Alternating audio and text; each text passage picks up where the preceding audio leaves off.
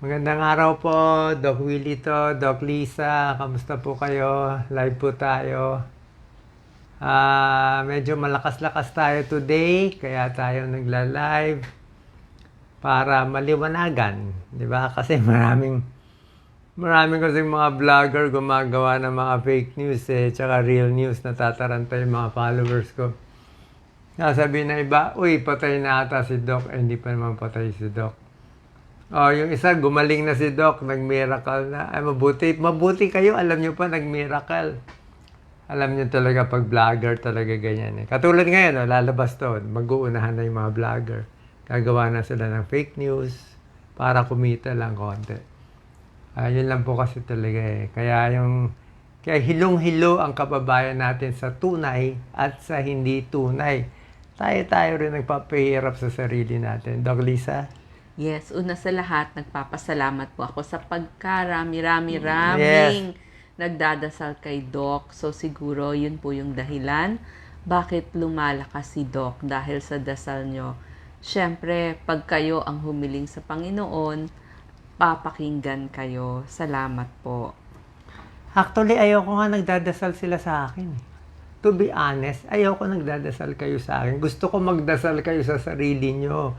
Magdasal kayo sa anak ninyo, sa kaaway ninyo, sa magulang ninyo, okay na ako. Isang tao lang naman ako, di ba? Pagdasal nyo na lang sarili nyo, pagdasal nyo yung kapitbahay nyo, okay na ako. Lately, condition, bali na sa Singapore tayo, lagi ko naman sinasabi, kahit yung unang vlog, sinabi ko naman nasa Singapore tayo, kasi nga, ang tagal nga nung test sa atin. So, nakakalimang linggo na kami dito. May good days, may bad days. Last 2 days, medyo bad days kasi ang isang side effect kasi nung chemo titigas ang dumi, parang bato. So, pag parang bato yung dumi mo, fecal impaction, dudugo, para kang manganganak. 2 araw ako walang tulog, mahirap. Okay, tingnan natin itong mga questions. Okay, so yung mga questions, gumagaling na ba si Doc Willie? So hopefully, matapos namin yung cycles of chemo, ganun po ang tawag doon, cycles. So, more or less, sabi nila, mga 6 cycles every 3 weeks. So, that's around 18 weeks. So, nakakaisang buwan na po tayo. Almost, malapit na po. So, mga 3 more months to go. Gumagaling o hindi, walang nakakaalam. Kaya kung may napanood kayo, gumaling o hindi gumaling, walang nakakaalam. Pero parang gumagaling. Parang lumiliit. Kasi dati 10 out of 10 ang sakit. Kaya may time 2 out of 10. Pero pag umiri ka naman ng napakasakit, parang 9 out of 10 ang sakit. Tapos less na po yung manas at saka yung paninilaw ni Doc Willie. Yes, na-lessen na lahat. Nawala na yung paninilaw ko, namayat na ako ng, I think, 24 pounds, 75 kilos, ngayon 64 kilos na lang ako. Nawala na yung paninilaw. Mukhang lumawag. Paano yung inferior vena cava, hindi na ganun kagalit.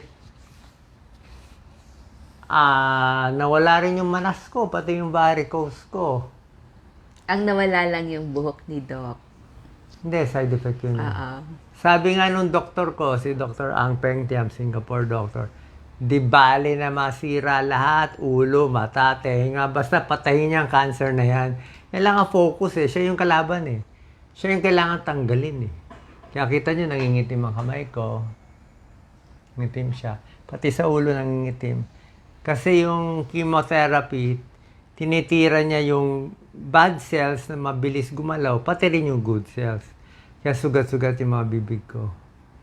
Mahirap mag-chemo, kaya sabi ko nga, gagawin ko to positive para sa inyo. Nagpapalakas ako para sa inyo, hindi para sa akin. Okay na ako. Kaya yung mga nasa abroad, na umiiyak daw, nadidepress, okay lang po yun. Isang buhay lang ako, walang problema. Tayo, 110 million Filipinos, mas kayo inaalala ko. Sasabihin sa akin ng doktor ko, Doc Willie, parang don't think about too much things. Huwag mo isipin yung bayan, problema. Sabi ng doktor ko, your cancer is not play-play. Hindi to laro-laro Hindi to pwede lalaro-laro ka, mag-enroll ka, gagawa ka naman. Hindi to. Serious to. Life and death to. Kasi sarcoma siya 16 centimeters. Ngayon, malalaman natin kung lumiit o hindi. Pero syempre, sa tingin ko, baka lumiit dahil sa prayers ninyo. At syempre, maganda rin talaga gamutan dito. Na guilty nga ako, na gustong-gusto ko talaga, ibabalik natin sa atin. So, depende ito sa Diyos.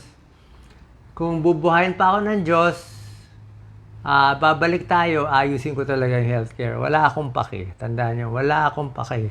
Sasagasaan lahat ng sasagasaan para makuha yan. Total, patay na rin naman ako Diba? Total, patay na rin ako. What do I lose? Kung magalit kayo. Kung hindi nyo maintindihan ginagawa ko. Basta sure ako, naintindihan nyo man o hindi ginagawa ko, sure ako para sa inyo to. Minsan kasi, anak mo, tinutulungan mo na, binibigay mo lahat, ayaw pa rin. Isip niya, hindi para sa akin to. Hindi mo alam, papakamatay na nga magulang mo para sa'yo. Ayaw mo pa rin. Ganyan ang gagawin ko.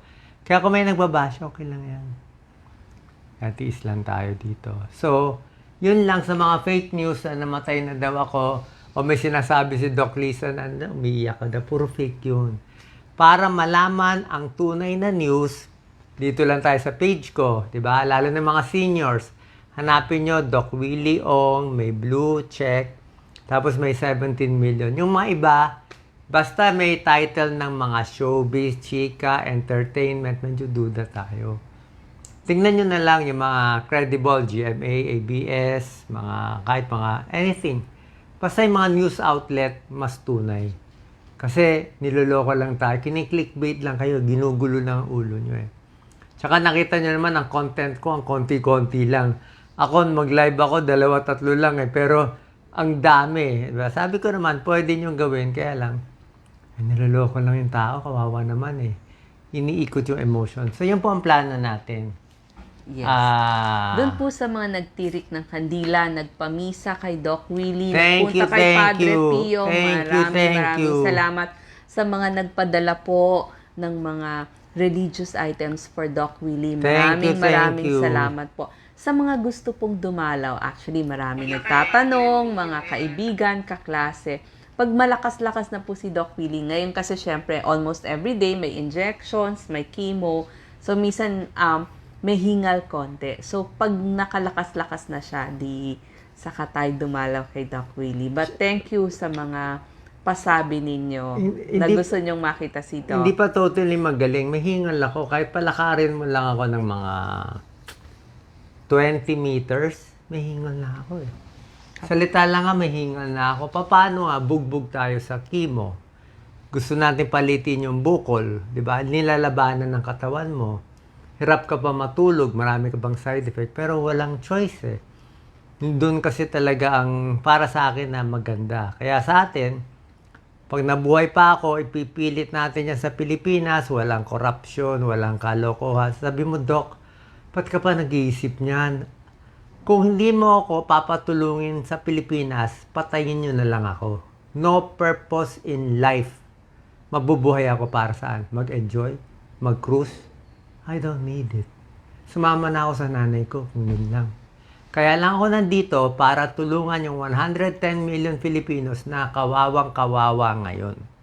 Yun lang ang purpose ko. Wala akong pakialam sa politika ng iba. Sarili kong style to. Diretso sa taas, diretso sa Holy Spirit. I don't care about anyone. Sorry Kasi matigas talaga ako ngayon. Pag alam ko tama, tama.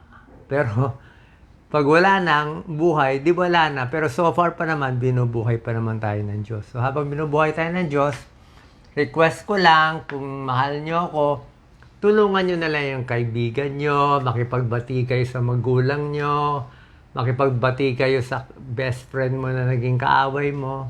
Doon ako masaya. Magbigay tayo ng pera, pagkain doon sa mga pulubi, sa lansangan natin, sa mga overseas worker. Gumawa lang kayo na mabuti. Happy na ako. Happy na ako. Okay? So, any more questions? Yes, okay. So, yun nga pala po, yung mga nag-alaga kay Doc Willie dito sa hospital, almost 50% talaga mga world-class nurses na Pinoy. Pinoy Ang lahat. gagaling. Gagaling. Kasi may nag-message po sa atin mga nurses from Germany, from the US, yung ating sobrang mga galing. kababayan na nasa healthcare at yung hindi rin sa healthcare. Maraming salamat po sa inyo. So, ang mga questions, yung mga naghahantay, kailan daw ulit mapapanood si Doc Willie. Siyempre, ngayon medyo yung mga lives namin hindi madalas. So, pipilitin ni Doc, pag malakas, good days, di itatry. Ako naman po, pipilitin ko kasi parang yung journey namin, dati hindi ko gaanong natatouch yung cancer, paano mag-alaga ng mga cancer patients. At kung ikaw mismo yung cancer patient, pag may oras na po ako, I'll try to do that. Una-una, wala akong balak mag-content ng health. Baka si Doc Lisa, I have no more plans to content sa health. Yung mga sakit sa puso, no more, no more. Tapos na yun. 6,000 ang videos ko, ano pa ba gagawin? Magaling si Doc Alvin, sila Dr. Dex, ang dami-daming doktor. Hindi nyo na kailangan ng health topics. Ang kailangan, ayusin natin yung Pilipinas kasi ang dami namamatay, ang dami naghihirap. Yan na lang ang job ko.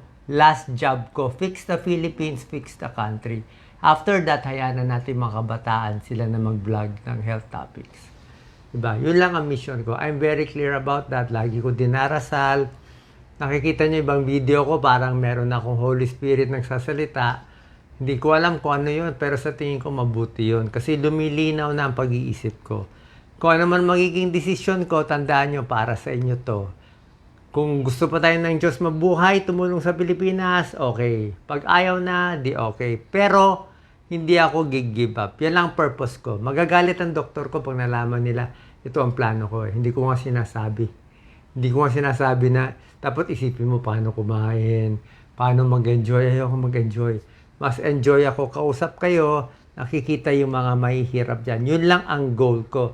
Kailangan naman magpakita naman tayo ng, diba, kita mo yung mga santo, ang babait ng mga saint nila, Jesus, mga mababait na tao, very selfless. Eh tayo, konting pera lang, konting scam lang, konting fake news lang, kawawa naman yung kababayan natin. Paano tayo uunlad kung puro tayo ganyan, di ba? Hindi pwedeng sobrang ganoon, di ba? Huwag pera-pera. In the end, malulugi rin kasi tayo. Anyway, yun lang naman. So far, so good. Ngayon, problema ko pa sa tiyan kasi itong bukol, kahit lumitsa, mukhang nakabara siya sa small intestine. Hindi ganong gumagalaw yung bituka ko, kaya hirap na hirap ako. Meron lang position na hindi pa nahahanap. So, it might take me a few more weeks. Siguro by November matatapos na. And makakauwi ako by December. And who knows what will happen. Basta lahat ng gagawin ko para sa inyo. Okay lang magbasa daw nakuha yung cancer. Tingin ko is bashing. Bashing, negative. Kasi wala talaga akong risk factor. Tsaka, hindi naman masama. Kahit naman nakabukol ako, naging close naman tayo. Diba? Hindi ako nakabukol, hindi nyo na rin naman ako papanoorin. Wala na nga 500 yung nanonood sa akin. Kaya nakabukol ako, 50,000 naman nanonood. Siguro okay na yun. It's a good deal. Basta mahal na mahal ko kayo habang nasa mundo ako. Pag namatay na ako, let's say namatay ako, aalagaan ko kayo from above. Promise ko yan. Aalagaan ko kayo from above. That's my promise. Okay? So far, so good? Yes, opo. Doon naman po, naging journey natin to. So, kailangan aware tayo kung may lahi po tayo ng cancer sa pamilya. So, maganda po, magpapa-check up tayo. Kaya doon po pumapasok yung ating blood test, yung ating x-ray, tsaka yung ultrasound. So, meron naman po mga basic na kailangan natin gawain kada taon. So, gawin po natin yon para maaga mahuli ang cancer or kahit anong sakit na nagsisimula sa ating katawan. Pag sa Pilipinas, basic CBC X-ray. Pag sa ibang bansa, PET scan, POG. Para tayong grade 1, nakakaya naman. Tayo papayag ganun. Kaya nga ako pinunta dito, namulat na nga eh. Matagal na nga mainit ulo ko eh. Ngayon namulat pa lalo. Nako, my God. Unstoppable force tayo ngayon. Kasi nga kayo, nakakaplano pa kayo ng next year, makakasama ko yung anak ko. Next year, mag-18th birthday. Ako, wala na akong plan. Ang plan ko lang next week, next month, mabuti kumabot ako ng next year. Yun lang ang plano ko. Kaya pag maiksi ang plano mo, mas mabilis ang speed. So, wag masyado mag-alala. Okay lang ako, isang tao lang ako. Itong 110 million, mas kailangan natin alagaan. Kung ano man mangyari sa akin, maging mabait, huwag magloko, love, forgiveness, and compassion. Yan ang pinakamagandang maitutulong ko sa inyo. Okay? God bless po.